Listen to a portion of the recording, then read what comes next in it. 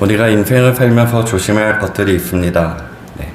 조심해야 할 것들이 많이 있겠지만 그 중에서 개인적으로 하나를 생각해 보자면 교만이라고 생각됩니다. 이 교만의 문제는 그리스도인뿐만 아니라 비그리스도인에게도 해당된다고 생각합니다.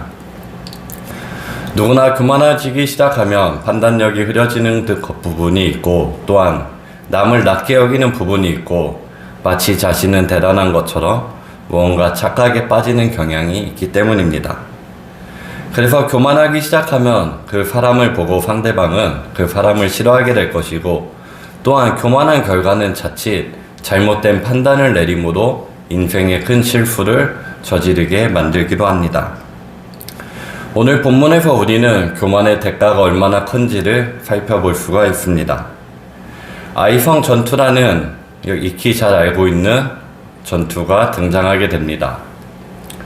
이스라엘에는 모세라는 훌륭한 지도자가 있었습니다.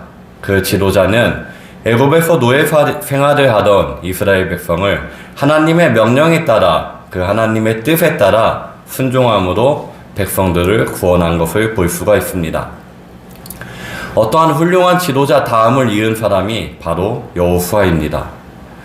자기의 전임 사람이 누군가 엄청나게 훌륭한 사람이 있었다면 그 뒤를 이으는 사람의 부담감은 참으로 클 것입니다. 그러나 여호수아는 그러한 인간적인 부담감을 내려놓을 수가 있었습니다. 그것은 여호수아 1장 5절 말씀을 보면 하나님께서 여호수아와 함께 하시겠다고, 내 생에 너를 당할 자가 없겠다고 분명하게 약속하셨기 때문입니다. 하나님은 여호수아와 함께 하심을 약속하셨습니다. 그의 인생에 함께 하시겠고, 그가 하는 모든 사역 가운데, 또한 그가 계획하는 모든 일 가운데 주님이 함께 하시고 그 길을 열어주시겠다고 분명하게 약속하셨습니다. 하나님의 약속을 받은 여호수아는 그 약속에 흔들리지 않았습니다. 그 약속을 붙잡고 강하고 담대하게 가나안 전투를 일으키게 됩니다. 그리고 우리가 첫 번째로 흔하게 알고 있는, 정말 익숙하게 알고 있는 여리고성 전투가 등장하게 됩니다. 여리고성을 점령하는 것은 너무나도 쉬웠습니다. 어떠한 어려운 방법이 있지 않았습니다. 그저 여리고성을 7번 돌고, 또한 7일째 되는 7번째 바퀴에서 나팔을 불면 되는 간단한 전투 방법이었습니다. 하나님이 말씀하신 방법은 너무나도 간단했습니다. 아마도 제가 여호수아 입장이라면 이러한 방법을 들었다면 너무나 간단했기에 오히려 의심이 들 수도 있었을 것입니다. 상식적으로 말이 되지는 않습니다. 어떻게 성 주변을 돌았다고 그 성이 무너지고 그 성을 점령할 수가 있겠습니까? 이런 말도 안 되는 명령을 하나님은 여호수아에게 말씀하셨는데, 여호수아는 그 말씀에 순종하면서 이스라엘 백성과 함께 그 전투에 승리를 거두게 되었습니다. 이 승리를 거둔 전투를 통해 이 일은 분명 하나님이 하심을 그들은 깨달았을 것이고, 이것은 누가 봐도 여호와께서 일하셨다는 것을 알 수가 있었을 것입니다. 그렇게 그들의 삶에는 여호와가 함께 하심을 분명하게 보여주셨고, 앞으로도 하나님의 말씀을 순종하며 나아가기만 하면 아무런 문제가 없었을 것입니다. 하지만 생각보다 문제는 바로 등장하게 됩니다. 여리고성 전투를 승리를 거둔 이스라엘 백성은 바로 아이성 전투를 준비하게 됩니다. 그런데 여기서 문제를 2가지 정도 발견할 수가 있습니다. 본문 1절 말씀을 보면 첫 번째로 발견할 수 있는 문제는 한 사람의 불순종이었습니다. 여리고성 전투에서 얻은 전리품을 하나님은 취하지 말라고 명령하셨습니다. 그러나 아간이라는 인물은 그 전리품을 취하면서 하나님의 말씀에 불순종하는 교만한 모습을 보여주게 됩니다. 이 교만의 대가는 생각보다 너무나 컸습니다. 다음에 일어날 전투인 아이성 전투에서 이스라엘 백성은 패배를 맛보게 되었습니다. 한 사람의 죄가 공동체 전체를 흔드는 것을 볼 수가 있습니다. 이것을 우리에게 한번 적용해 보면 좋겠습니다. 우리는 영일교회라는 테두리 안에 교회 공동체로 모여 있습니다. 또한 각자가 속한 지파 공동체로 모여 있습니다. 그 공동체에서 자신의 하나가 마치 내가 잘못을 일으키면 그 결과는 자칫 공동체를, 더 나아가 교회를 위험하게 빠뜨릴 수도 있습니다. 교회 공동체는 분명 한 몸입니다. 개인의 일탈은 개인의 일탈로 끝나지가 않습니다. 교만한 사람 한 사람의 그 잘못은 교회를 자칫 흔드는 큰 비극을 불러올 수 있다는 것입니다. 이러한 일들은 간간히 뉴스를 통해서도 볼 수 있고, 또한 교회뿐만이 아니라 어떤 직장이나 회사나 학교나 이러한 곳에서도 적용될 수가 있습니다. 그렇게 교회 공동체로 모인 우리는 각자의 삶을 그저 내 개인의 삶으로만 치부하는 것이 아니라 이 안에서 우리는 하나라는 인식을 갖고 더욱더 각자의 삶에 신경을 쓰며 올바른 방향으로 나아가고자 노력할 필요가 있습니다. 아간 한 사람의 불순종이 이스라엘을 큰 위기에 빠뜨린 것처럼 마치 나의 교만이, 내 죄가 우리 교회를, 우리 공동체를 무너뜨릴 수 있다는 것을 기억하면서 우리의 삶을 더욱더 경건하게, 더욱더 하나님 앞에 엎드려지는 마음으로 살아갈 수 있기를 진심으로 소망합니다. 그러나 문제는 그저 한 사람의 문제로 끝났던 것이 아니었습니다. 이 본문에서 발견할 수 있는 더 큰 문제는 영적 지도자의 문제였습니다. 교회에 영적 지도자가 있고 공동체에 리더가 있습니다. 개인의 일탈보다 더 큰 것이 그 지도자와 리더의 일탈입니다. 한 사람의 문제는 그저 잘 해결하면 잘 봉합할 수도 있는 문제로 끝나는 경우도 있습니다. 하지만 리더 혹은 영적 지도자의 일탈은 쉽게 봉합이 되지 않습니다.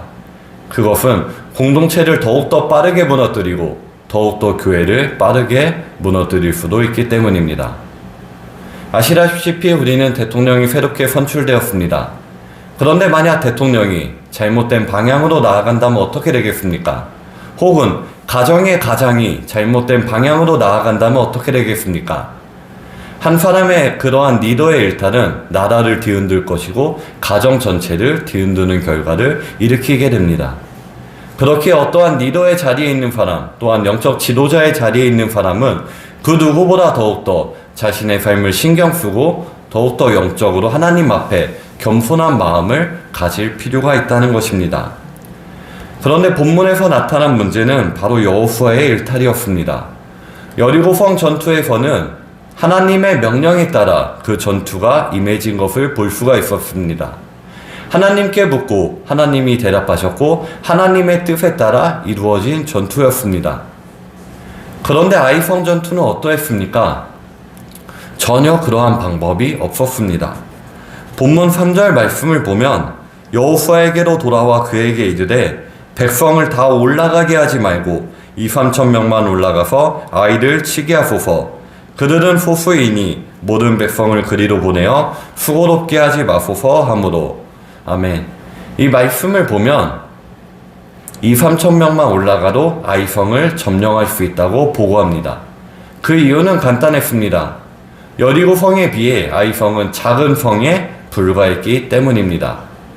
그렇게 정탐꾼의 보고대로 2-3천 명만 가도 충분히 점령할 수 있을 성으로 판단했던 것입니다. 하지만 여호수아는 영적인 지도자였습니다. 이러한 판단을 듣고 가장 먼저 해야 할 것은 이 보고가 제대로 된 보고인지 아니면 이 보고에 따라 행동을 옮겨도 되는지 여호와께 묻는 과정이 필요했습니다. 그러나 이 과정은 전혀 나타나지 않았습니다. 그저 생략되고 말았습니다. 그렇게 어떠한 결과가 일어납니까? 쉽게 점령할 수 있을 거라 생각했던 아이성 전투에서 예상하지 못한 패배를 맛보게 됩니다. 그렇게 크고 강해 보였던 여리고성을 점령했던 이스라엘 백성은 그저 하찮게 보였던 아이성을 그 성에서 패배를 맛보게 된 것입니다. 이것은 여호수아에게도 참으로 충격이었고 이스라엘 백성에게도 큰 충격이었습니다. 그 이유는 여호와께서 함께 하시겠다고 약속하셨는데 그 약속이 깨진 것과 같기 때문입니다. 더는 이제 이스라엘 백성을 돌보지 않을 것 같았고 더는 이제 하나님이 우리와 함께하지 않을 것이라는 충격에 빠졌습니다. 그 이후의 내용들을 보면 그들은 삶을 돌이키고 회복하는 과정을 거치게 됩니다. 그러나 우리가 여기서 생각해보고 싶은 중요한 것은 여리고성에서 그렇게 여호와와 소통하고 묻고 행동했던 이스라엘 백성이 왜 이렇게 일탈에 빠졌냐는 것입니다. 하나님의 말씀을 가까이 듣고 또한 모세의 삶이 어떠했는지를 옆에서 지켜보았던 여호수아가 한 번의 승리로 그 달콤함에 빠져 교만한 모습에 빠지게 되었다는 것입니다. 그 결과는 너무나도 참으로 안타까운 결과였습니다. 무조건 승리만 보장되어 있던 이스라엘 백성이 패배를 경험했기 때문이고, 이것은 여호와께서 그 순간 단절되었던 경험을 했기 때문입니다.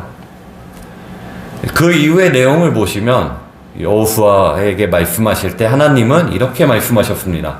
적은 인원을 데리고 가라는 것이 아니라 모든 군사를 데리고 아이성을 점령하러 가라고 말씀하셨습니다. 너무나 정탐꾼에 보고하는 상반되는 내용이었습니다. 적은 인원과 하나님이 말씀하신 것은 모든 인원이었습니다. 그 이후의 전투에서 여호수아와 이스라엘 백성은 여호와의 명령에 순종하여 그 성을 점령하는 것을 보게 됩니다. 그런데 이 교만한 결과가 없었다면 어떠했겠습니까? 이러한 패배의 아픔은 맛보지 않았을 것이고 하나님과의 단절도 경험하지 않았을 것입니다. 교만이라는 것이 무서운 이유는 결국에는 하나님과의 단절을 불러일으키기 때문입니다. 그 안에서 우리가 느낄 수 있는, 영적으로 느낄 수 있는 것은 하나님이 주시는 두려움입니다. 그리스도인이 하나님을 믿는 하나님의 자녀가 하나님과 단절되었다는 그 두려움은 너무나도 클 것입니다. 그렇게 우리는 이러한 교만한 모습을 미리미리 예방하고 돌이키려는 과정이 필요합니다. 어떠한 실패를 경험하고 어떠한 아픔을 경험하고 나서 하나님께 돌아오는 것도 훌륭한 일이겠지만, 그 전에 이 말씀을 통해서 우리가 먼저 하나님 앞에 엎드러지고 하나님의 말씀을 붙잡고 하나님을 의지하려는 모습이 있다면 그것이 더욱더 훌륭하고 유익한 모습이 아니겠습니까? 어떠한 실패를 경험하고 돌아서기보다는 하나님의 말씀에 미리미리 순종하고 미리미리 엎드러지는 겸손한 모습을 저와 여러분이 가졌으면 진심으로 좋겠습니다. 우리는 충분히 그럴 수 있는 사람들입니다. 매일매일 날마다 하나님과 함께하는 시간을 갖고 지난번에도 말씀드린 것처럼 늘 성경을 가까이 하고 늘 기도하는 모습이 쌓여 있다면 매일매일 틈타는 그 교만의 유혹 앞에 그것을 쳐낼 수 있을 것이고 나의 삶을 돌아보는 과정이 분명하게 있기 때문입니다. 교만을 끊어내지 못할 때 경험했던 하나님과의 단절은 우리 모두에게 참으로 비극적인 결과입니다. 그렇게 이런 비극적인 결과를 우리가 진심으로 끊어내었으면 좋겠습니다. 코로나가 시작하면서 나타난 문제가 무엇입니까? 점점 교회와 거리가 멀어지게 된다는 것입니다. 처음에는 어쩔 수 없이 멀어졌던 그 현상은 이제는 마치 삶의 일부인 것처럼 여겨지게 되었습니다. 이렇게 몸이 멀어지기 시작하면서 나타난 문제는 이제는 마음마저도 멀어지고 있다는 것입니다. 하나님과 멀어진다는 것이 무엇을 나타냅니까? 결국은 우리는 하나님과의 관계가 나날이 멀어지게 될 것이고 그것은 하나님과의 단절로 이어질 수밖에 없습니다. 하나님과 마음이 멀어졌다는 자체가 이미 내 삶에 교만한 마음이 틈탔다는 것이고 그 마음을 회복하기 위해 우리는 또한 부단한 노력을 기울일 수밖에 없습니다. 그렇게 몸은 멀어지더라도 하나님과 가까워지는 삶의 훈련이 반드시 필요합니다. 우리가 하나님 앞에 엎드러지는 그 삶의 일부 과정들이 나날이 영일교회 성도님들 삶 가운데 진심으로 나타나기를 부탁드립니다. 개인의 교만과 영적 지도자의 교만을 통해 이스라엘은 참으로 큰 어려움에 빠지게 되었습니다. 이 모습을 보면서 그저 하나의 안타까움으로만 끝나는 것이 아니라 자칫 나에게 나타난 교만이 내 공동체를, 내 교회를, 또한 내 신앙을 무너뜨릴 수 있다는 것을 유념할 수 있기를 부탁드립니다. 그렇게 이러한 일이 나타나지 않도록 날마다 하나님 앞에 엎드리는 그 훈련의 일이 우리 삶에 괴로움으로 나타나는 것이 아니라 그저 습관으로, 즐거움으로 나타날 수 있기를 부탁드립니다. 현재 사순절을 보내고 있습니다. 너무나도 하나님 앞에 나아가기 좋은 교회 절기입니다. 날마다 내 삶을 돌아보고 내 삶을 회개하고 하나님 앞에 엎드러지기 좋은 절기입니다. 우리의 삶을 돌아보기 이보다 좋은 절기는 없을 거라 생각합니다. 또한 고난주간이 다가오면 모든 교회는 더욱더 하나님 앞으로 나아가는 시간을 갖기를 시작합니다. 이 절기를 보내면서 의미 있는 시간이 되기를 원합니다. 그저 하나의 일상적으로 흘러가는 1년 중에 하나의 행사에 불과한 것이 아니라 내 삶을 하나님 앞에 엎드리고 하나님 앞에 무릎 꿇는 그러한 절기가 되기를 원합니다. 그리하여 인생의 아픔과 인생의 실패, 그러한 비극을 경험하고 나서 하나님을 찾는 것이 아니라 늘 하나님을 의지하고 하나님을 붙잡음으로 하나님이 나와 함께 하심을 경험하는 영일교회 성도님들이 되기를 소망합니다. 우리가 하나님 앞에 엎드러지고 나아가는 그 시간을 통해 날마다 주님이 주시는 참된 기쁨을 경험하며 사는 영일교회 성도님들이 되기를 진심으로 소망합니다. 기도하고 마치겠습니다. 하나님 아버지 감사합니다. 우리의 삶이 하나님 앞에 겸손한 삶이 되기를 원합니다. 하나님 앞에 은혜로운 삶이 되기를 원합니다. 날마다 엎드러지고 날마다 주님을 찾는 그러한 삶이 되기를 원합니다. 그리하여 인생의 실패를 맛보고 비극을 맛보는 것이 아니라 하나님과 늘 연합하고 하나님이 주시는 기쁨을 늘 경험하는 영일교회 성도님들이 될 수 있도록 도와주옵소서. 감사합니다. 예수님의 이름으로 기도드립니다. 아멘.